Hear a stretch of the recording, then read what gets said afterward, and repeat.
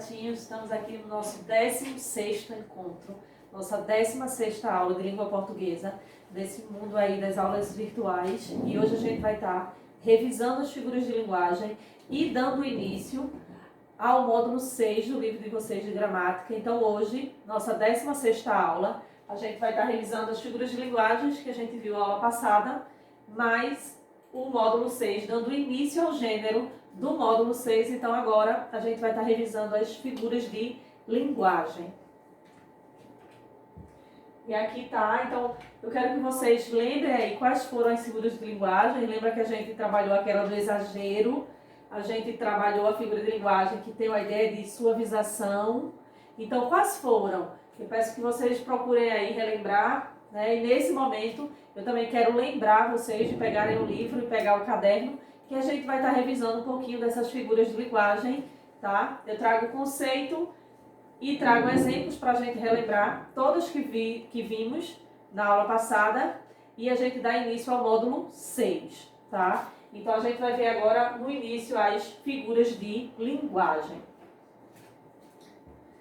Aqui tem figura de linguagem, é um recurso em que as palavras ou expressões adquirem um significado novo, não convencional, dependendo do contexto. Quando eu digo que as palavras elas ganham um sentido novo, um significado novo, tanto as palavras quanto as expressões, eu quero dizer que eu estou usando as palavras no sentido denotativo, tá? Então é um sentido novo dentro do contexto. Aí quando a gente diz que eu adoro ouvir Caetano Veloso, eu não escuto Caetano Veloso, né? Isso aí é um novo significado para a pessoa que é o cantor. Sim, eu escuto as músicas de Caetano Veloso. São essas palavras e são essas expressões que ganham na figura de linguagem um novo significado, tá? Então aqui é só para a gente estar relembrando o conteúdo da aula passada, que foi figura de linguagem. Agora a gente vai ver o seguinte sobre as figuras de linguagens. Alguns tipos, não é? E como eu falei anteriormente, quando a gente faz uso das figuras de linguagem, a gente faz o uso denotativo da palavra, que é quando eu uso no seu sentido real. Logo eu digo que isso aqui é um piloto, então o piloto é o seu sentido real. Já nas figuras de linguagem eu uso muito no sentido conotativo, que é o sentido figurado, que foi aquele exemplo que eu falei sobre ouvir Caetano Veloso. Então, nas figuras de linguagem, a gente faz muito uso do conotativo e não do denotativo, que é o sentido real, aquele sentido que está no dicionário, no sentido real da palavra que foi ali nomeado para aquilo, tá? Figura de linguagem, a gente faz muito uso da linguagem no conotativo. Agora a gente vai começar a ver as figuras de linguagens, que foi algumas das que vimos, que a gente começou a ver como metonímia. E eu quero só estar lembrando para vocês, peguem o livro. Por quê? Porque a sequência que está aqui na aula de hoje é a sequência que está no livro de vocês, tá? Então eu coloquei essa sequência propositalmente, porque aí vocês conseguem acompanhar as observações que eu trago hoje na aula com as observações que tem no livro de vocês. Então, a primeira que a gente vai estar revendo é a metonímia, que é o emprego da palavra por outra, baseando-se numa relação constante entre as duas. Não tinha teto que se abrigasse. Na verdade, a gente, quando fala de teto, a gente está dizendo que a pessoa ali não tinha casa. Quando eu falo aqui não tinha teto que se abrigasse, eu quero dizer que teto no lugar de casa. Então essa troca aí dessas palavras é uma marca das figuras de linguagens. Ele comeu uma caixa de chocolate. Ninguém come a caixa em si, nós comemos o chocolate. Porém, quando a gente usa esse tipo de expressão, eu quero estar dizendo que a pessoa comeu todo o conteúdo que é o chocolate. Comeu o que estava dentro da caixa e não a caixa de papel em si, tá? Pão para quem tem fome, no lugar de um alimento. Quando a gente diz que dá pão a quem tem fome, a gente não necessariamente quer dizer que a gente só vai dar o pão, mas sim o alimento, seja ele qual for a refeição. Então esse jogo aí de significados, Esse jogo e essa troca de palavras e expressões é comum nas figuras de linguagens e esse fenômeno na língua portuguesa a gente chama de metonímia, ok? É só uma revisão, mais o que a gente viu na aula passada, mais o que tem o livro. Eu acredito sim, piamente, que vocês não terão dúvidas sobre a classificação das figuras de linguagem. Agora a gente vai ver mais uma figura de linguagem, que é a sinestésia. Essa é a que mais vocês se confundem, até do nome vocês confundem muito na expressão dessas figuras de linguagem, e ela é bem simples, percebam. É uma espécie de metáfora que consiste na união de expressões sensoriais. Quando eu falo nas impressões de expressões sensoriais, é quando eu estou ali falando do olfato, da audição, da visão. Então, dentro do meu texto, quando a gente vai falar desta figura de linguagem, vai estar sempre ali a presença de algumas das impressões sensoriais, tá? Quando eu digo assim, o cheiro doce e verde do capim trazia recordações da fazenda para onde nunca retornou. O cheiro dá a sensação olfativa.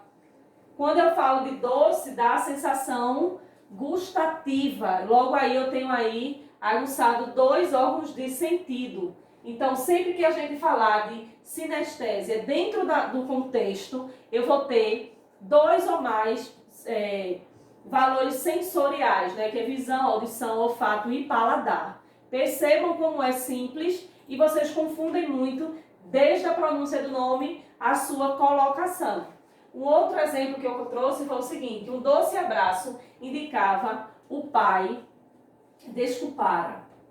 O doce, lógico que o abraço é uma sensação maravilhosa que nesse período a gente não está podendo retribuir, tá? Quando a gente diz o doce, um doce abraço, essa expressão aí doce remete logo à questão gustativa, à questão do paladar, e quando a gente fala do abraço, seria a questão do tato, do tocar.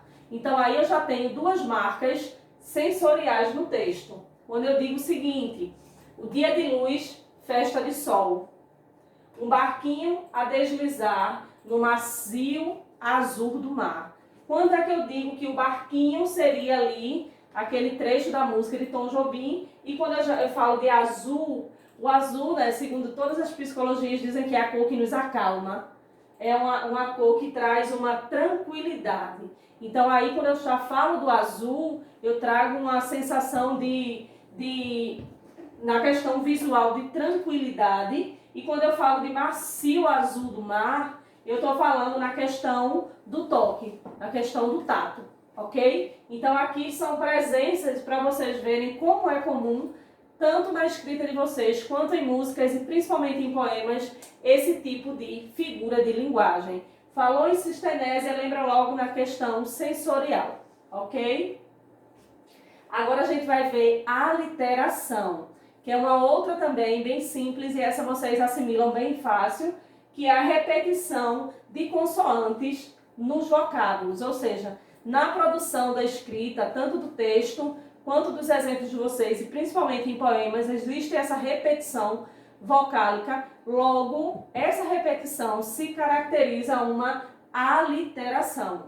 Quando eu digo o seguinte: vozes, veladas, veludosas, vozes. Percebam aí a repetição do V e do S, ele fica nesse jogo, que até se você for falar muito rápido, ele fica meio complicado, que é o que também a gente chama de trava-língua, que é aquela repetição que a gente hoje, estudando, a gente consegue classificar como uma figura que é a aliteração, seria a repetição de consoantes em vocábulos. Aqui eu tenho a antítese, que é uma outra figura de linguagem que também não é novidade para a gente já viu antes mesmo do nosso encontro virtual, que é uma figura de linguagem que consiste no uso de palavras ou ideias de sentidos contrários, de sentidos opostos, de sentidos adversos. Quando eu digo o seguinte: a palavra nasce-me, fere-se, mata-me, ressuscita-me.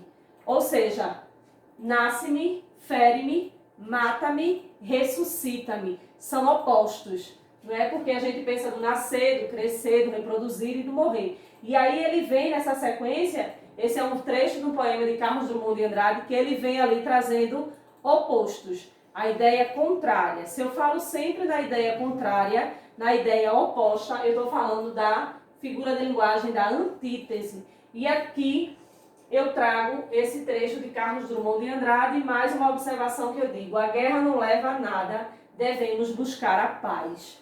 Percebam que ora eu falo de guerra, ora eu falo de paz, e isso aí é o oposto dentro de um contexto, tá? Falou de oposto, falou de adverso, de contrário, é antítese, o nome dessa figura de linguagem. Agora a gente vai ver mais uma, que é o eufemismo, e esse eufemismo, ele é bem simples e vocês assimilam. Eu lembro que quando a gente tem esse momento nas aulas presenciais, é uma das figuras de linguagem que vocês mais participam, que diz o seguinte: a suavização das expressões.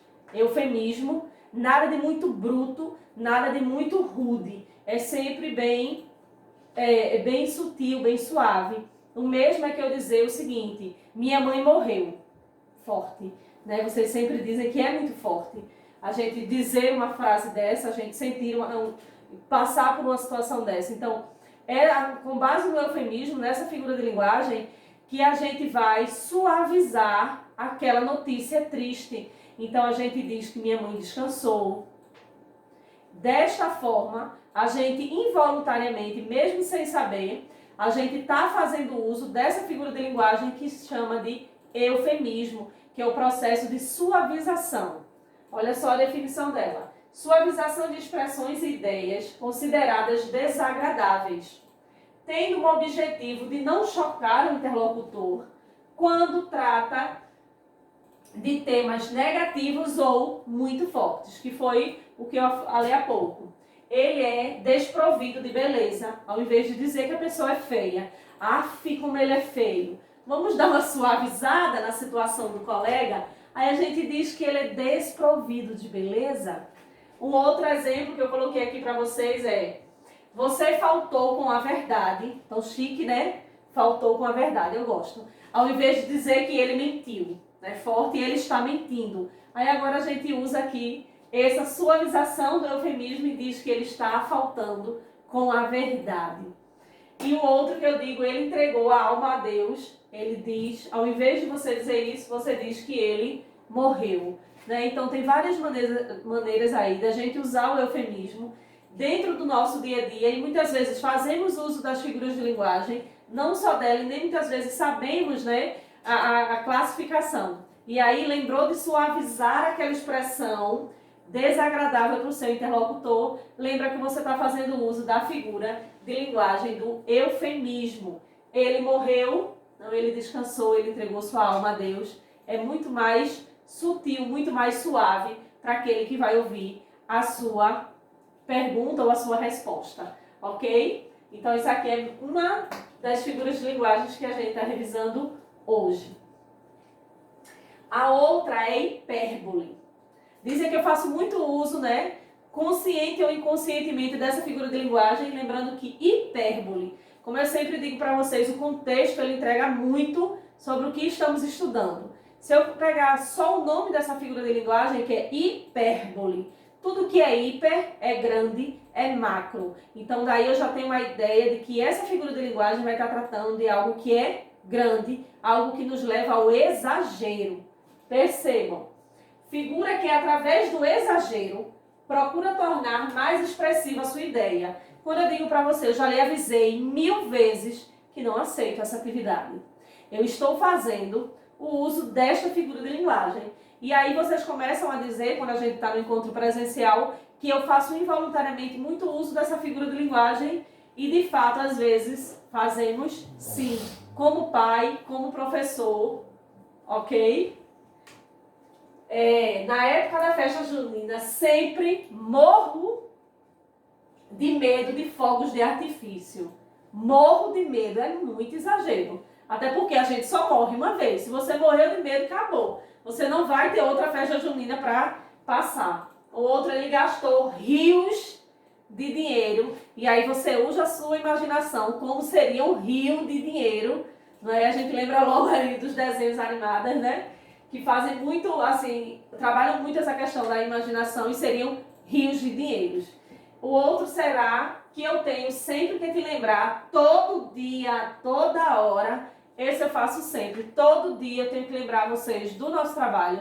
Todo dia eu tenho que lembrar para vocês 1000 vezes sobre as atividades que têm que ser enviadas por e-mail no prazo de até 8 dias. Então, eu realmente comecei a ver que eu de fato faço uso muito da hipérbole, porque a gente tem... a gente gosta muito do exagero, né? Então, falou em exagero, falou de aumentar. Menina, eu já falei com aquela menina 1000 vezes. Aquele rapaz passa e tem 1000 meninas atrás dele. Então, isso aí é exemplos de hipérbole, que é aquela figura de linguagem. Eu te imploro, por favor. Olha, é muito exagero. Implorar e ainda pedir, por favor. É mais um exemplo de hipérbole, que é a nossa figura de linguagem. Então, agora a gente vai estar dando início ao módulo 6 com o gênero textual, como eu falei para vocês, que consiste na aula de hoje a revisão das figuras de linguagem e o gênero do módulo 6, que a gente vai estar dando início hoje na nossa 16ª aula de língua portuguesa com o gênero artigo de opinião. E não pense que quando a gente fala de artigo de opinião, você vai pegar um texto e colocar todas as suas ideias e todas as opiniões sobre tudo. E não é bem assim. Porém, hoje eu trago já a definição de que se trata e sua importância, tanto para a gramática quanto para a sociedade, uma vez que é um gênero onde os cientistas, principalmente os estudiosos, eles começam ali, traz a teoria, mais a sua opinião sobre qualquer estudo ou algo que foi descoberto há pouco tempo. E é por isso que esse gênero é chamado de artigo de opinião. Então, é um dos gêneros mais comuns do cotidiano das cidades. Publicado normalmente em jornais, revistas e blogs, esse tipo de texto tem a função de apresentar e defender pontos de vista sobre algum assunto relevante para a sociedade. Por isso eu falei que a partir do momento que a gente vai estudar artigos de opiniões, vocês pensam que a gente vai estar podendo ali dar opiniões sobre tudo e não é bem assim. A gente vai estar trabalhando texto, vai estar sendo apresentado textos para vocês aí no módulo 6. Na abertura vocês já vão ver um texto e a gente vai estar sempre trabalhando sobre assuntos que são relevantes para a sociedade, ok? Então essa é a definição do nosso gênero artigo de opinião. Então agora a gente vai ver as características, tá, sobre esse gênero e vocês podem estar acompanhando aí no livro de vocês, no módulo 6, que a gente está dando início hoje apenas ao gênero do módulo 6, ok? Aqui eu trago as características. Ele é um texto totalmente argumentativo, ou seja, é um texto que defende o ponto de vista por meio de argumentos. Por que ele é um texto argumentativo? Porque a pessoa que o escreve, o pesquisador, o cientista, o médico, o especialista do assunto, vai estar ali argumentando o seu ponto de vista com base naquilo que já foi provado.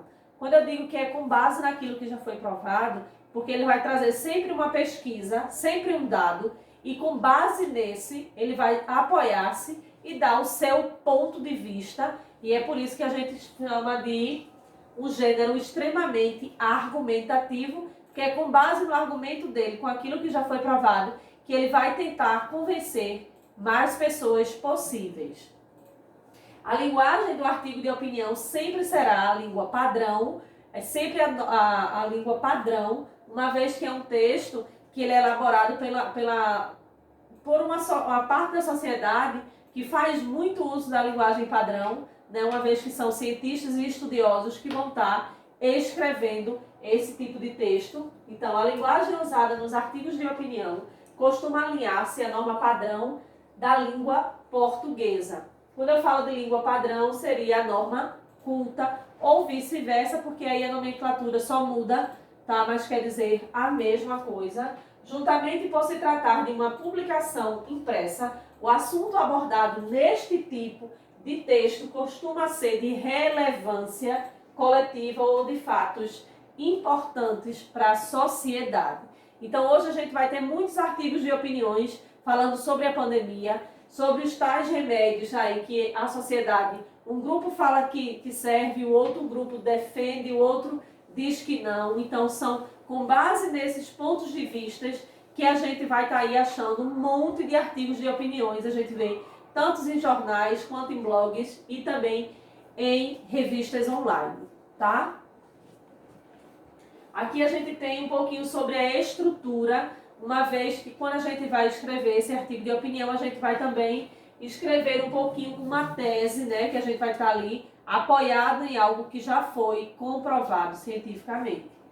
Por ser um texto argumentativo, o artigo de opinião apresenta 3 partes fundamentais, assim como uma redação. Vocês lembram da estrutura da redação que a gente tem a introdução, o desenvolvimento e a conclusão. Nesta mesma linha de raciocínio, a gente segue para escrever um artigo de opinião. E aqui eu trago os pontos, por mais que eu saiba que os meus alunos sabem da estrutura de uma redação, e vão logo saber da estrutura de um artigo de opinião, mas mesmo assim eu trago para vocês como seria a introdução, como seria o desenvolvimento e, por fim, a conclusão. Percebam, os parágrafos iniciais de um artigo de opinião costumam ser reservados para apresentar assuntos abordados e, além disso, o ponto de vista defendido pelo autor. Então, quer dizer que segue naquela mesma linha de uma redação, onde ali a gente vai estar organizando as ideias do ponto de vista de quem escreve o texto, ok? Então, isso aqui é a estrutura da introdução em tese, e agora a gente vai ver um pouquinho como vai ser escrito o desenvolvimento e, por fim, a conclusão do artigo de opinião. O desenvolvimento com argumentação. Lembrando, mais uma vez, que o artigo de opinião é um gênero de um texto extremamente argumentativo, que é através dos argumentos que ele vai estar ali tentando convencer a maior parte da sociedade, uma vez que os assuntos abordados é de interesse da sociedade. O desenvolvimento com argumentação. Uma vez que a tese é apresentada na introdução do artigo de opinião, é esperado que, nos parágrafos intermediários, também chamados de desenvolvimento, apresentam-se argumentos que comprovem o ponto de vista. Lembra que lá na introdução a gente vai organizar nossas ideias. O que a gente chama aqui de desenvolvimento, a gente vai apresentar os argumentos com pontos de vista que já foram citados lá na minha introdução, ok? Então, ou a gente pode ser chamados de desenvolvimentos ou os parágrafos intermediários, e quer dizer a mesma coisa. Organiza as ideias e os pontos de vista na introdução. No desenvolvimento do artigo de opinião, você vai ali argumentar, né, e tendo base no que você fala, sempre apresentar para o seu leitor, para o seu interlocutor, os seus pontos de vista, ok? Já na conclusão, é aquela mesma ideia que diz o seguinte: a conclusão do artigo de opinião costuma apresentar uma síntese do desenvolvimento do texto e, em seguida, reiterar a tese, agora comprovada pelos argumentos. Na introdução, a gente apresenta os meus pontos de vista. No desenvolvimento, eu vou argumentar ali com o meu leitor, com o meu interlocutor, os meus pontos de vista. Já na conclusão, eu vou fazer ali, uma síntese, né, um resumo sobre o que eu falei nos meus argumentos e agora apresentar e agora comprovar, com base nos meus argumentos, que o meu ponto de vista é o mais correto e é o mais sensato, ok? Então, essa aqui é a estrutura do artigo de opinião, que é o módulo 6, o gênero do módulo 6, que a gente vai estar sendo apresentado a partir de agora na nossa 16ª aula. E aqui eu trago para vocês a atividade do livro, que eu tenho aqui, a atividade na página 190, 191 e 197, que é aquela página que a gente para rever tudo que nos foi apresentado, que é na hora de relembrar, e a leitura da página 200 e 201. Mais uma vez eu vou estar trazendo aqui para vocês o meu e-mail, que é prisma.jamiloxavier@gmail.com, e dizer para vocês que as aulas de hoje, segunda-feira, vocês têm até segunda-feira da semana seguinte, da semana subsequente, para me enviar as atividades. Tem muita gente que não está enviando as atividades e ainda querem estar me enviando atividades da primeira, da segunda. Eu recebi e-mails do 8º ano com atividades da aula 3 e 4. Lembrando que hoje, segunda-feira, a gente está assistindo agora a 16ª aula de língua portuguesa. tá? Então, vou começar a não mais aceitar esse tipo de atividade, uma vez que eu sempre digo que é para entregar com, no máximo, 8 dias, ok? Se organizem. Esse foi o conteúdo de hoje, uma mega revisão aí sobre as figuras de linguagem e a introdução do módulo 6 com um artigo de opinião, a atividade no livro, meu e-mail para enviar a atividade. Quinta-feira a gente tem encontro e até segunda-feira.